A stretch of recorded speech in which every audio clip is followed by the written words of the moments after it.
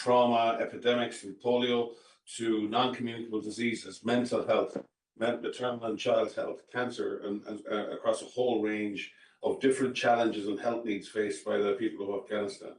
WHO, working with over 60 health cluster partners, has reached millions of people, directly reaching 8.4 million people in 34 provinces, providing medical kits that are supplied for the needs of 13.9 million consultations, providing over 3,000 emergency surgical kits across Afghanistan over the last year. We've trained over 5,000 healthcare workers. We support directly 106 primary healthcare centres and 13 hospitals. We provide full operations support for a 100-bed national mental hospital that has provided care and access for 77,000 patients, and 5 regional level mental health wards providing care for 27,000 people. We support 141 IPD, severe acute malnutrition treatment centres across the country, and 12 drug addiction treatment centres with over 690 beds and 17 mobile outreach teams. We provide 4 inpatient treatment facilities for women and child drug addiction with 190 beds and 6 mobile outreach teams. And we've launched a female-specific opioid substitution treatment clinics in Kabul and Mysore. With regard to the National Infectious Disease Centre, which I was at today, we provide full operational support to that National Reference Centre. Today, I was seeing patients with Crimean Congo hemorrhagic fever, with multi-resistant TB infections, an incredibly dedicated staff. We are currently building an upgraded imaging centre with CT scanning and other diagnostic capabilities. We're upgrading the intensive care unit so the doctors and nurses, both men and women, treating both men and women, have access to a better environment in which to save lives. We're also working to provide solar power and a full solar electrification project for that hospital, which is a major undertaking. This isn't a small primary healthcare centre. This is a full-scale tertiary referral centre, which we hope to be able to produce a significant amount of its own power over the next year. And as I said, in addition to providing full operation support for HR and supply chain in that hospital. We also support over 600 Sentinel acute surveillance sites, which have generated over 1,500 alerts in the last year. Of those alerts of potential outbreaks, 97% have been investigated within 24 to 48 hours. So within that context, you can see the amount of work that WHO with its partners is doing in countries. I just came from a meeting into this meeting. I had a fantastic meeting with our team that works on prevention and response to sexual exploitation and abuse and harassment, and with our team that works on accountability to affected populations and gender-based violence.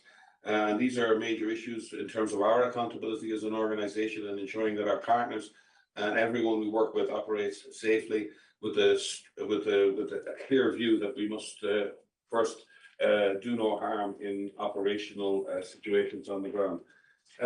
More broadly than that, I speak here very specifically because I'm in Afghanistan talking to the elites here in Afghanistan.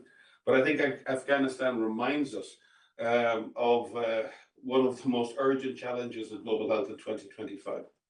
How are we going to continue to engage in countries that are affected by fragility and conflict? How are we going to deal with the intertwining and amplification of climate, of contagion, and of conflict, where countries are moving, and many of the countries here represented today in this health emergency appeal aren't dealing with one crisis. They're dealing with a multiplicity of crises that are continuing to undermine the capacity of the health system to deliver, but we will continue to do so. But in these countries, this is where the mothers are dying in childbirth and before. This is where the children are dying. This is where the high impact epidemics are occurring. This is where the unmet need is. This is the future, and this is the battle we must win. Afghanistan is not the only place we're witnessing this compounding impact of conflict, displacement, climate change, and disease outbreaks. We've seen unspeakable devastation in Gaza and in Sudan and in other places. We're dealing with complex crises that many of the speakers spoke today about in Ukraine, in Yemen, in Syria, in DR Congo, in Myanmar, in Haiti, in Somalia, South Sudan, Ethiopia, and many other places. I have to say with great sadness that our response to these crises and beyond is also further challenged by the blatant and consistent disregard to international law and the attacks on healthcare that continue to grow across the world. Afghanistan mirrors these challenges faced by communities worldwide, as I said, where conflict, displacement, and climate shocks intertwine. We've heard from the DG about the number of people worldwide that require urgent humanitarian assistance, and this includes health assistance. I think you've heard the testimonies of the partners online. I urge you to look at this health emergency appeal, to provide the resources that it needs. So WHO working with our partners, and again, I will state that WHO by itself can achieve very little. WHO working with governments like we do here in Afghanistan, working with partners like we do here in Afghanistan, we can make a huge difference. We can bring the coordination, we can bring the standards and the norms, we can bring the surveillance, we can bring the methodology that allows the work of all of our partners to be amplified in a way that meets the health needs of the people of Afghanistan and the people of the world. Thank you.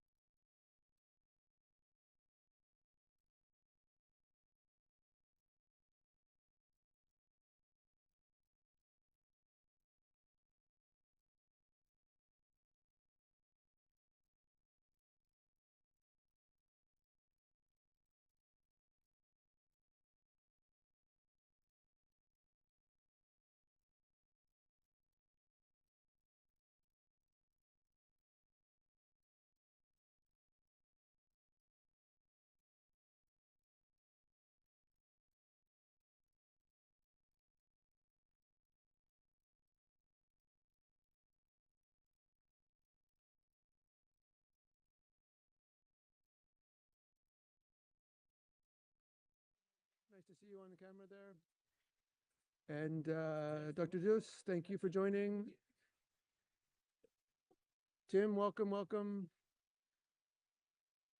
Kate, thanks for joining.